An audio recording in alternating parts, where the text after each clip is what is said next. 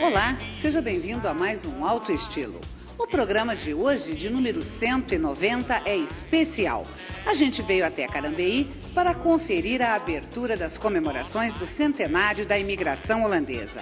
Nesta edição, você vai conferir como foi a homenagem a lideranças do cooperativismo que fazem parte da história da região.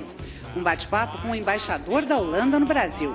Também uma conversa com o comentarista econômico Carlos Alberto Sardenberg. E ainda a inauguração do Parque Histórico de Carambeí.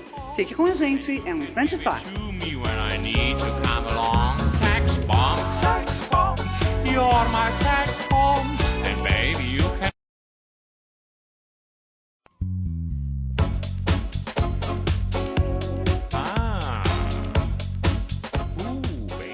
A abertura das comemorações foi, é claro, com uma homenagem às lideranças do cooperativismo na região. A história da fundação da colônia de Carambeí quase se confunde com a própria história do cooperativismo no Brasil. Lideranças que há mais de 50 e até 60 anos são associados às cooperativas da região.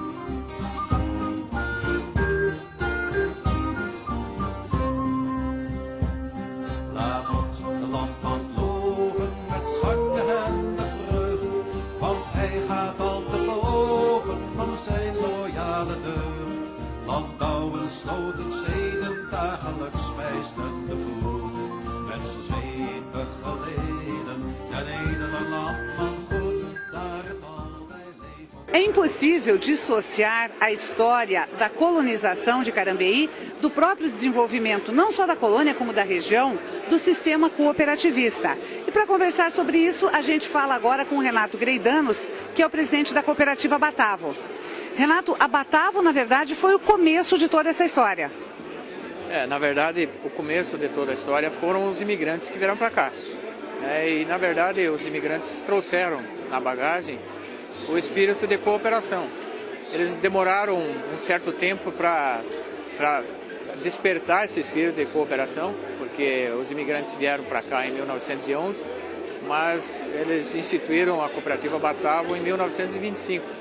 Então, durante esse período, eles trabalharam de forma isolada, mas perceberam que devido às dificuldades que a época, e as condições da própria região dos Campos Gerais da época, fizeram com que eles decidissem unir as forças e fundar uma cooperativa para poder viabilizar as suas propriedades e viabilizar também a produção de cada das pessoas que estavam instaladas aqui, das famílias que estavam instaladas aqui na época.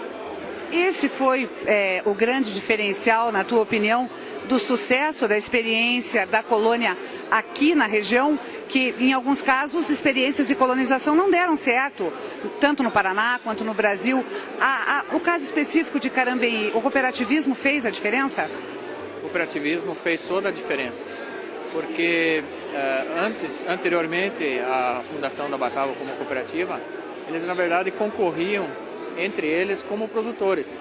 E à medida que eles instituíram a cooperativa como centralizando a produção e também a industrialização basicamente do leite na época, eles conseguiram com isso tirar a concorrência que havia entre eles e com isso também conseguiram viabilizar, porque eles tinham mais escala também para poder alcançar os mercados que estavam distantes do local de produção.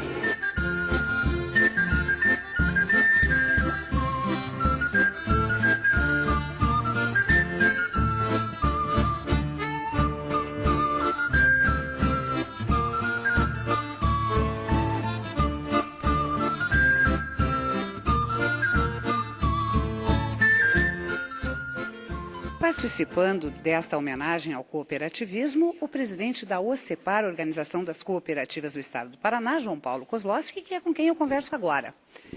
Impossível dissociar a história do nosso estado, do sucesso econômico, longe das cooperativas? É verdade. Eu acho que as cooperativas, principalmente as cooperativas ligadas às imigrações que nós tivemos, eles tiveram um papel fundamental no processo de organização do sistema. E mais do que isso, trouxeram arraigada no trabalho realizado no Estado a experiência vivenciada nos países de origem. Isso possibilitou que essa experiência fosse transformada efetividade, né? Fazendo com que nós tivéssemos cooperativas fortes e realmente voltadas a defender os interesses econômicos e sociais de milhares e milhares de pessoas. Então, o desenvolvimento do cooperativismo do Estado do Paraná deve muito, mas muito mesmo, às imigrações que nós tivemos, que foram exemplos para as demais cooperativas que se instalaram posteriormente em virtude da experiência e, sobretudo, do belo trabalho realizado em nosso Estado. E nós temos como um precioso legado, e que se repete a cada ano aí, a tecnologia que essas cooperativas apresentam para o campo, não só no Paraná, como para todo o Brasil e para outros países. E, por outro lado, continuamos com desafios aí, com gargalos nos afogando a cada safra, que é o transporte, o armazenamento. Como é que o senhor está vendo especificamente neste ano, que parece que tudo ia tão bem e agora tivemos problemas com o transporte? Na realidade, acho que o Paraná tem um déficit muito grande em relação ao seu processo de infraestrutura. Tanto é que nós temos uma demanda do G8, que são as 8 principais entidades que atuam no Estado, de 6,5 bilhões de reais a serem investidos nas diferentes áreas de infraestrutura. E o grosso dela, evidentemente, é em energia e ferrovia, rodovia e portos. E nós precisamos efetivamente fazer com que os recursos que estão alocados lá no orçamento, estão colocados no orçamento da União, que são da ordem de 4,5 bilhões para o Estado do Paraná, possam realmente vir e melhorar esse nível de infraestrutura, porque o Paraná hoje é um dos estados com maior nível de tecnologia que vem dando uma sustentação em termos de aumento de produtividade constante. Agora, certamente, a continuarmos dessa maneira, teremos gargalos intransponíveis, que é principalmente o problema de levar essa soja, o grão, o milho, o frango até o porto de Paranaguá para as exportações. E é preciso que realmente se invista cada vez mais para resolver esse grande problema que nós temos ainda a nível de Estado. No próximo bloco, você confere uma entrevista com o embaixador da Holanda no Brasil e também com o comentarista econômico Carlos Alberto Serdenberg.